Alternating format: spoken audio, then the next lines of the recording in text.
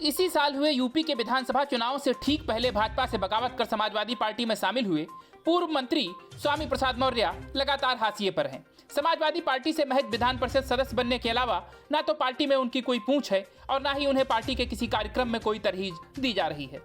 इसीलिए हैरान परेशान स्वामी प्रसाद मौर्य के मन में अब राष्ट्रीय स्वयंसेवक संघ यानी आरएसएस का प्रेम हिलोरे मार रहा है। मौर्य को लग रहा है कि शायद इसी रास्ते से उन्हें सत्ताधारी भाजपा में जाने का कोई रास्ता मिल जाए। मौर्य ने संघ प्रमुख मोहन भागवत के वर्ण और जात की अवधारणाओं को पूरी तरह से त्यागने के हाल के बयान की सराहना की है।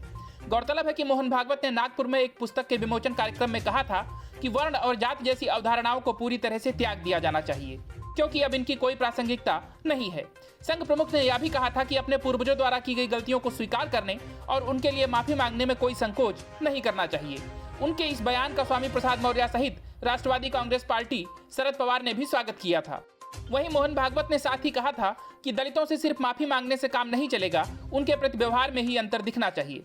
वहीं शरद पूर्णिमा के मौके पर बौद्ध तीर्थ स्थली शंखिसा पहुंचे मौर्य ने एक सभा में आरएसएस प्रमुख को चुनौती देते हुए यह भी कहा है कि अगर मोहन भागवत में साहस है तो वो प्रधानमंत्री नरेंद्र मोदी और देश के विभिन्न राज्यों के मुख्यमंत्रियों से कहकर जातिवाद का जहर घोलने वाली पुस्तक मनुस्मृति पर प्रतिबंध लगवाएं। बता दें कि स्वामी प्रसाद मौर्य मनुस्मृति के मुखर आलोचक रहे हैं।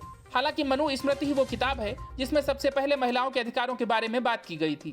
वहीं बौद्ध धर्म पर बात करते हुए मौर्य ने कहा कि भगवान बुद्ध विश्व के प्रथम धर्म गुरु हैं जिन्होंने शंखिसा में अवतरण लिया था। उनके विचार दुनिया के कोने कोने में फैल गए हैं। आज भी अमेरिका और रूस में खुदाई में बुद्ध के अवशेष मिलते हैं। अयोध्या में 3 बार की खुदाई में बुद्ध के अवशेष मिले तो केंद्र सरकार ने खुदाई रुकवा दी थी।